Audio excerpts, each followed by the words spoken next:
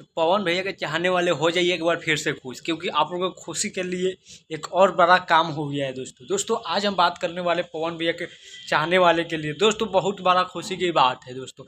और दोस्तों पवन भैया के विरोधी को मत देखिए वीडियो में, तो तुम लोगों को सूझ जाएगा, क्योंकि इतना बड़ा बात है कि भोजपुरी में ऐसा काम करना सिर्फ पवन भैया के ही बस की बात है।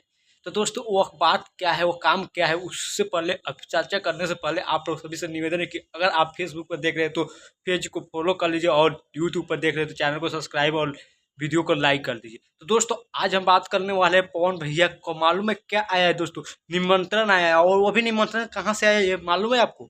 ये निमंत्रण दोस्तों अंबानी परिवार की तरफ से आया है। हाँ हाँ, वही अंबानी, मुकेश अंबानी, उनके तरफ से आया है दोस्तों।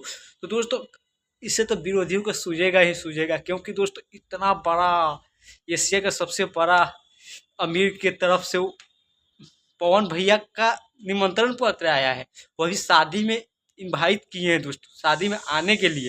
तो जानते ही हैं दोस्तों कि अनंत अंबानी और राधिका की शादी होने वाला है। तो उसी में दोस्तों पवन भैया को निमंत्रण कार्ड आया है दोस्तों कि वो शादी में शामिल हो। तो दोस्तों इससे आपको पता चली गया होगा कि पावर स्टार का पावर क्या है।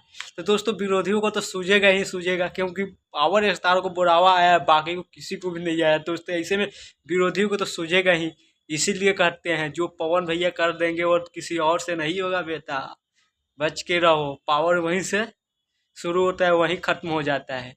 तो दोस्तों आप लोगों को क्या लगता है पवन भैया को ये कार्ड आने से? आप लोग अपना राय कमेंट बॉक्स में ज़रूर बताइएगा। ये भोजपुरी के लिए गर्व की बात है, इस पर विरोध ना करें और खुशियाँ मनाएं, क्योंकि भोजपुरी में एशिया का सबसे बड़ा अमीर आदमी ने भोजपुरी के एक कलाकार को इनवाइट किया, ये बहुत ही बड़ा बात है दोस्तों। तो इसी का जश्न मनाइए दोस्तों, और विरोध करना बंद कीजिए, क्योंकि ये बहुत ही बड़ा भोजपुरी के लिए देन है दोस्तों कि कोई मुकेश अंबानी के शादी में कोई भोजपुरी स्टार जा रहा है, वही बहुत बड़ी बात है दोस्तों। और पवन भैया जाने के लिए भी तैयार है दोस्तों। बाकी अगले वीडियो में बात करेंगे, अभी के लिए इतना ही। जय हिंद, जय भारत।